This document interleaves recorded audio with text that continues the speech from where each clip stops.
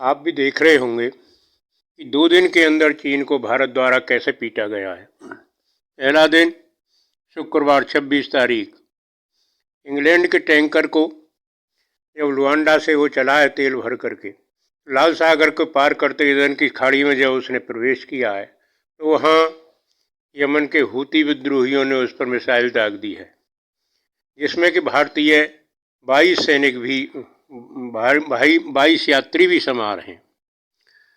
उसी जगह पर जिबूती है सोमालिया के ऊपर, जो कि जो स्थान है जहाँ पर टैंकर पर आक्रमण हुआ है, उस जगह से थोड़ी दूर पर ही चीन का ये बेस है। उसे रोकना चाहिए था, लेकिन चीन ने तो उसे हथियारों की सप्लाई भी कर रखी है हूती को, यमन के विद्रोहियों को, सोमालिया के इनको जिनको देता है वो सह दे रहा है। तो उसे नहीं रोका, भारत ने फौरन एक्शन लिया और भारत का जो तटरक्षक जहाज था INS विशाखापत्तनम, उसने फौरन ही उसको कवर किया है और कवर करके फौरन ही उस पर जो यंत्र होते हैं अग्निशमन के, वो फौरन ही उस पर लगा दिए हैं। इस प्रकार इतना साहसिक कदम जो अदम्य साहस का परिचय दिया है कि सोमालिया और हूती दोनों के बीच में से छुड़ा करके भारतवर्ष का विशाखापट्टनम लेकर के आया है। कितना बड़ा साहस है, धन्यवाद है इसे उनको। दूसरा, 28 तारीख रविवार को मालदीव की संसद में जो चीन समर्थक मौजूद हैं वो किस प्रकार से पिटे।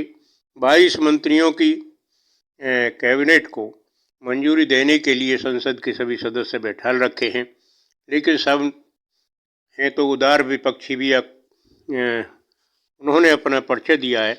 विपक्षी पार्टी वहाँ MDP सत्ता में नहीं है इस टाइम, लेकिन उसके सदस्य अधिक हैं, उसका बहुमत अधिक है।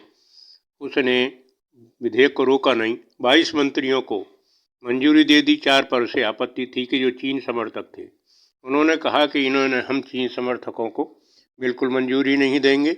इन्होंने हमारे देश को उस रास्ते पर पहुंचा दिया जिसकी कि हमको कामना नहीं थी। हमारे पड़ोसी से संबंध बिगाड़ने में इनका ही अहम रोल है। हमको आड़े वक्त में जब भी काम सहायता मिली है भारत से के द्वारा मिली है, और हिंद महासागर को शांति क्षेत्र बनाने में इनका ही पूरा हाथ है। इसलिए हम इन 4 मंत्रियों को मंजूरी नहीं देंगे। इसी आधार पर वहाँ जो संसद की सत्तासीन पार्टी है उसने अध्यक्ष को घेर लिया है और वो कह रहे हैं कि नहीं, विधेयक कोई ज़रूरत नहीं है पास कराने की। ये तो हमारे पास में इतनी शक्ति है कि मंत्री हम रख सकते हैं। इसी बात पर उनमें बहस हो जाती है और बहस में ही वहाँ लात घूंसे चलने लगते हैं।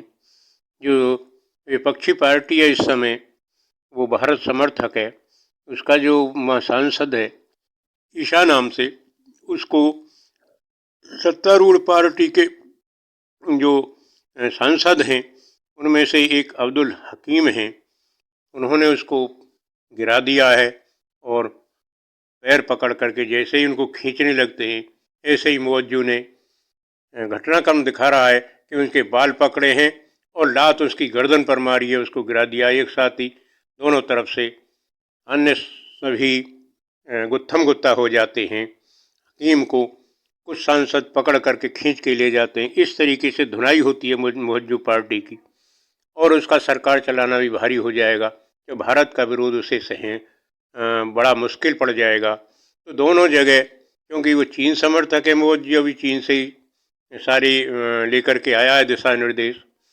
और भारत के विपक्ष में उसने सारे निर्देश दिए हैं। उसने आकर के घोषणा की है मौजू ने कि भारतीय सैनिकों को यहाँ से जाना होगा। तो भारत के विरोध का दोनों जगह चीन को किस तरीके से जवाब मिला है, दोनों ही जगह उसको पिटना पड़ा है। तो ऐसे भारतीय नेताओं को, सत्ता पक्ष को और भारतीय जवानों को मैं बार बार बधाई देता हूँ।